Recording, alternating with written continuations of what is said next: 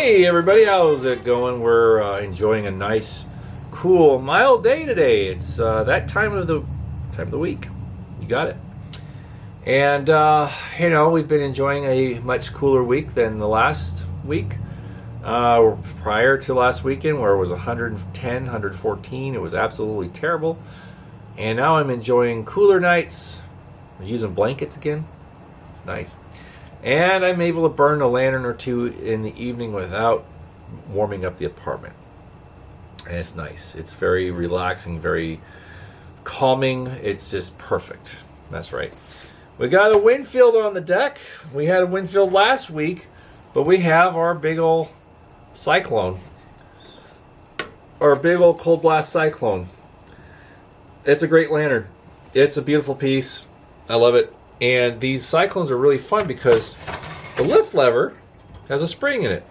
You can see right there's a little anchor spot that's crimped into the tube, and you can see where a spring would be inside the tube. You can see right in here. You can probably see where there's a little clip inside that's holding a spring. But yeah, listen to it lift. Did you hear the spring? Yeah, I did. Anyways, pretty neat. Great design. Wonderful old cold blast lantern.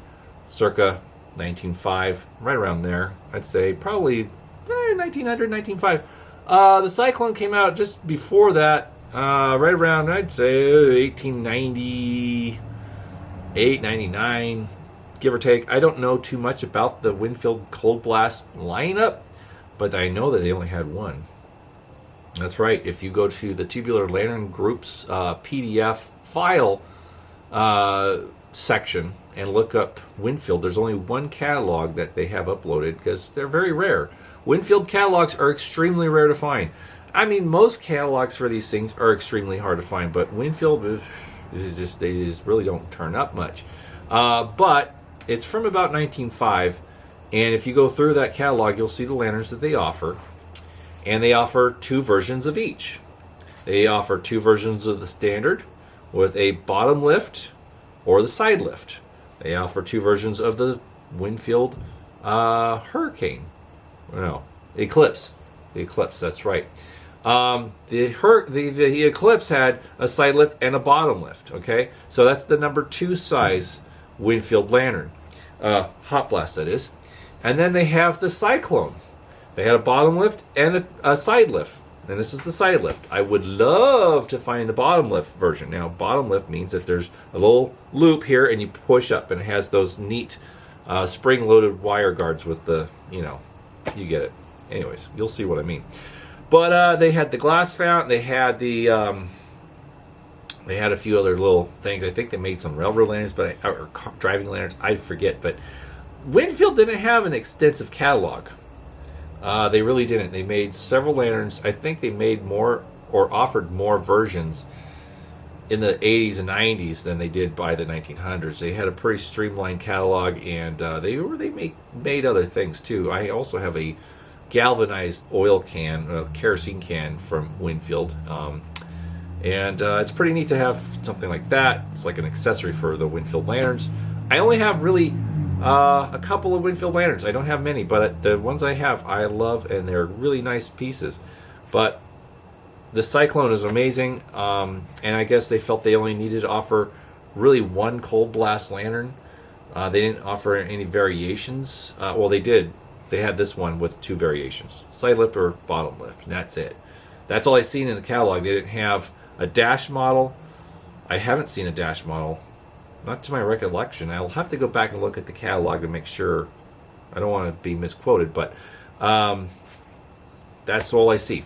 Anyways, this is a beautiful piece. I love this ruby, cold blast globe I have. I put it in there since the root beer globe that was living in it is now in my Buell 275 square tube, which, I mean, it's kind of a natural. It's a beautiful globe. And in all intents and purposes, I believe that is a Buell globe. I got that from Kevin Gentile, and he said it came in a box from Buell, and it had Buell marked globes in it, and some of them were unmarked. Now, I got one of the unmarked examples because the marked ones were a little more expensive, and I was definitely on a budget, And the unmarked one I felt was better because I could put it in multiple frames and not have it branded for one specific, thing. But eventually I'll find one that's, marked and root beer and amazing. But till then, we'll enjoy the one that I have. But this thing is gorgeous. It's a wonderful, nice cold blast. And I just love that fact that it's designed kind of like a hot blast. It has guide wires, and then it has this tab up here. And you lift up on the tab, and the chimney is sectioned. So it's separated. It's not one cylinder. It's section cylinder. So you press up on that tab, and then you can remove the globe. It's a retaining ring. It's really kind of interesting. It has hot blast attributes to it. Yeah, so that's kind of fun. Anyway, we're burning a Winfield because we are going to share a Winfield. That's right. As you saw in the thumbnail, we have a Winfield to share. That's right. And it's a glass fount. Good enough. That's right. Now, it's not marked on this lantern. It's not branded good enough like some other lantern models that they offered. Others said standard or No.0 standard or Cyclone or Eclipse or whatever. But that mostly came in the 90s. Turn of the century. Most Winfield lanterns were not branded with a brand name or a model name, I would say. They were, at best, WCO, or WMCO, Winfield Manufacturing Company. So earlier models didn't really have too much branding. This one definitely has little windows on the glass fount, so that takes up a lot of space. But there's a patent on the back here. There's it says patented. Let's see, is it November 30th, 81, and June 7th of 87. So that's when the glass fount was patented for Winfield. So the first patent was probably for the frame, and the 87 was probably for the glass fount. But I'm only speculating. Winfield got a little bit of a head start on the glass fount idea and design more than other tubular groups, tubular companies. CT Ham, I think, came right around, I want to say early 90s. Early 90s, they introduced the glass fount. Dietz as well. NCL actually made a glass fount, but I think that came out in the 90s. Don't know if they had one earlier than that, but we have not seen any examples earlier than the 1890s. Even Paul's Leader, after NCL renamed their company Wheeling Stamping Company, they had a glass fount, which was essentially the same style as the NCL, just with round air tubes as the Paul's Leader style. Those are very, very rare. I've only seen one example posted of a Paul's Leader glass fount, and that's from the early 1900s. Mayros, we don't have any Mayros to share, but for those collectors out there that know about Mayros, they did have a glass fount. They had a few different variations of glass fount lanterns, and they're very, very, very, very desirable and very rare. They're just, they're not unobtainium. They just don't exist. A few guys I've known have had some. That would be Lantern Joe and Dustin Lloyd. I don't know who he sold it to, but he did sell it for a premium. Anyways, Mayros is fun. I like Mayros. At some point in time, I'd love to own a Mayros lantern. They're pretty cool, and just for the fact that they copied Dietz a lot, and they got in trouble with Dietz. A lot of the history connected between Dietz and Mayros is quite hilarious. But anyway, this guy was known as the Good Enough. It was listed under that name in the catalog. As you can see in the thumbnail, I have a screenshot of a catalog image of this particular lantern. Now, that one in the screenshot is a little earlier than this. If you notice, it has fewer windows on it. So this one has, I would say, 1, 2, 3, 4, 5, 6, 7, 8, 9. Oh, let's see. Is it 8? Let's see. 1, 2, 3, 4. 1, 2, 3, 4. So 8 windows. This is an 8-window example. And it has 4 windows on the top of the fount. 2 in the front, 2 on the back of the fount, see? Now, The earlier ones had, I would say, either 6 or 4 windows. But yeah, they felt that less windows meant more rigidity, and that could be true. But yeah, this one has a little plate underneath that you would unscrew. You would unscrew it, and then your glass fount would fall out from underneath, and then you could replace it if it ever got broken. This plate is a little snug. I don't think I'm going to try and get it off, but we could definitely use some penetrating oil at some point in time and remove it if we so desire. But the glass is in good shape. It's not leaking. There's no cracks, so just play with it. Just enjoy it. Don't make things overly complicated.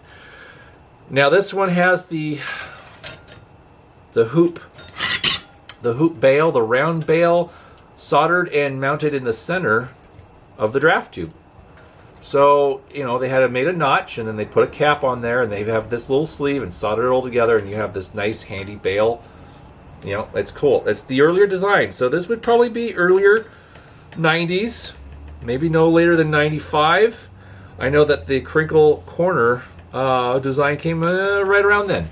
And prior to that, with the fewer windows, it had smooth tubes. And they were rolled, and there was a seam that was soldered, and these have that. But yeah, this has a soldered seam, and of course the globe guards are anchored into the tubes because they're hinged, and they're part of the lift mechanism. And this should stay up, but for whatever reason, this one is falling down, and maybe it's just a little tired. I would say it's just a little tired. Maybe if I can bend the globe wires a little bit, maybe they'll stay up better. If you have more tension, they'll be more spring-like. But unless there was a spring inside these, I don't think there's a spring inside the tubes on these, but I'm not sure. There is one on that one for the side lift, but this is a little earlier, so I'm not sure. But I think it was just pressure that created it to stand up by itself. It kind of wants to, and it will without the globe in it. But yeah, whatever the case is, it still is a fun lantern. It works, and we'll light it. We'll light it. Now I had to take it to work yesterday because I did try and burn it when I got it, and it was burning. Okay, not great. Now it's burning. Well, I guess you could say good enough. Well, that didn't work, did it?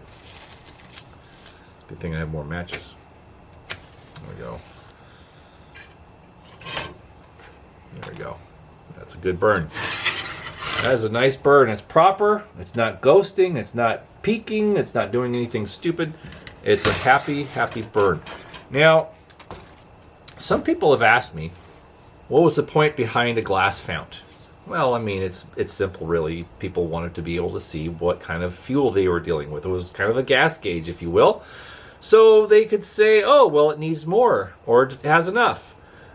We're good, So you could keep an eye on how much fuel you have. Now, the glass fount, I'd say most lantern companies that started doing glass fount lanterns was right around the 90s, early to mid 90s. Most were kind of on board or offered a glass fount example. But it didn't really go too much further back than that. I know that Winfield did offer it, or it was patented in the late 80s. They probably started making them in the late 80s. 87, probably rolled out their first glass founts. Dietz didn't come along with their glass fount, I think, until, I want to say 90, 91, right around there. CT Ham, pretty much the same. Nail City Lantern Stamping Company out of West Virginia, NCL, they didn't really offer one until, I think, the early 90s. And those are very rare. Nail City glass founts are amongst the rarest glass fount lanterns next to Mayros. That's right, Mayros offered a few variations, and they're very, very obscure and hard to find. And when one is found, they're thousands of dollars. That's right, thousands of dollars. We're not talking just $300 to $400 like something like this. We're talking thousands. That is a serious collector's piece. It really is, because they're just very obscure, very rare, not a lot known to exist. And whatever does exist are currently in collections, and they're not going to be leaving those collections anytime soon, I'm sure. Anyways, SG&L offered the glass fount. First glass fount I owned was an SG&L, No.0. And, it's kind of neat. it is neat stuff. Dietz was probably the one company that made it the longest. CT Ham offered their glass Fount lantern till I'd say probably 1905, maybe not much later than that. That was probably the extent of it.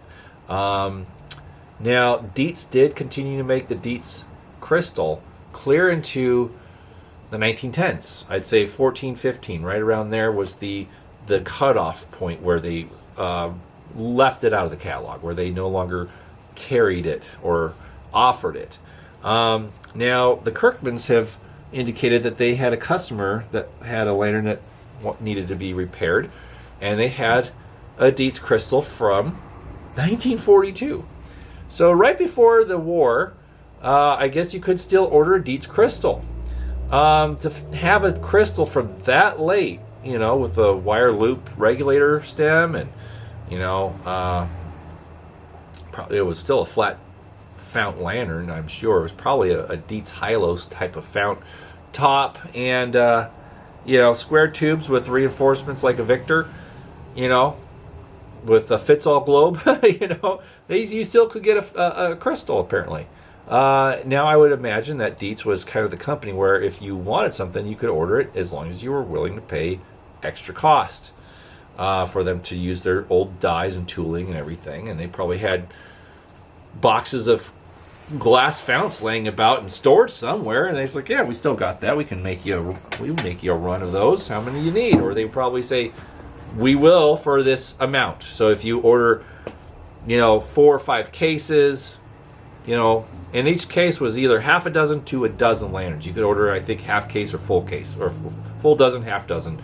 But anyways, they would have a requirement of how many you ordered for them to entertain an order of something that they didn't really offer anymore. So that's kind of my idea. That's what I would understand them to operate under.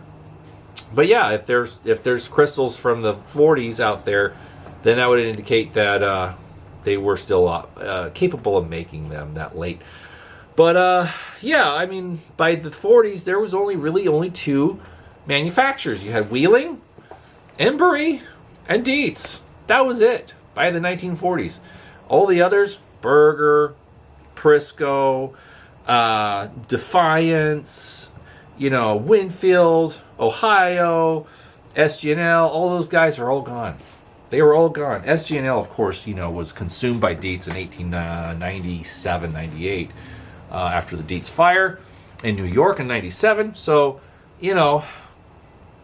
Berger got consumed. Well, their contracts with, jobbers, they did a lot of jobber lanterns, and I think Embry Defiance took over that, and Embry eventually did buy out Defiance in the 1910s. Pritchard Strong stopped making lanterns right around 1919. So yeah, there was a lot of competition that just fell by the wayside through the early 20th century, and it didn't make sense. The use and the need for these really went down after the turn of the century, but especially by the 1920s. People didn't need these as much. There was a lot of electric lighting. You had flashlights, battery operated flashlights were becoming more available, less expensive, but these were still good for using outdoors and for construction needs and utility needs and things like that, because you could fill it up and it would burn a lot longer than most batteries would last. But yeah, I mean, there was still a need for them at that time, but it was not as much as it was in the 19th century. But yeah, so a lot of companies just consumed each other and eliminated a lot of the competition. And the reason why Dietz left the U.S. is not because people weren't buying lanterns. It was mostly because the majority of their money was coming from the foreign market in China and other third world companies like India and whatnot. So they still had a presence there. They still had a need for kerosene tubulars. So they were like, well, we can no longer offer kerosene torches and lanterns for road work or other construction needs, because the government actually put a ban on using kerosene on interstates. That's right. National roadways. They says no more use of kerosene by I think 56 or 7. So Dietz like, well, that was one of our biggest contracts. We got a lot of money from construction crews and utilities. So they says, well, we got to move our company to where we can make the most money. So they did. So they moved to China, or Hong Kong originally, and then China. But yeah, crazy history. But yeah, the glass fountain lanterns are fun. And this one is known as the good enough, and I think that's hilarious. And, the term good enough today is really kind of a mediocre type of term. It's like, good enough. You just put in enough quality, enough workmanship just to make it not suck, I guess. But anyway, back in the 19th century, maybe it was like, well, it's up to our standards, so it's good enough. It's good enough for us. It's going to be good enough for you. So, they probably had an angle like that where it sounded a little better than just good enough. But in print, quotations good enough, as you saw in the thumbnail. I'll just drop it in here one more time so you can see the actual ad from the catalog. Kind of hilarious. But anyways, that's what we're dealing with, friends. This is the newest edition, and I'm so happy to have it. Got it from a collector who requested to remain nameless, and I respect that, but I am grateful for this, just so they know. I'm going to give it a really good home, and I'm enjoying it, and I've been enjoying it since I got it, and especially now that it's burning better. And I gave it a good, compressed air treatment and blew out a lot of junk. So it's a fantastic old lantern, and it's definitely a good one to burn, and I like it. And I like my Winfields. I'm not going to lie. I'm kind of a fan. Some people focus on Buell, Dietz, SG&L, Ham, and those are all great lanterns. I love them all the same. But, nobody really collects specifically Winfield lanterns. Now, I can't say that I'm going to be a specific Winfield guy, but definitely open to buying more if the opportunity presents itself, for sure.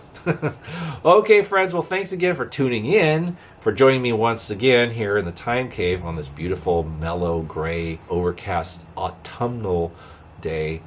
And we'll see you guys again next week with maybe something different and maybe something new. So stay tuned, and we'll see you next time.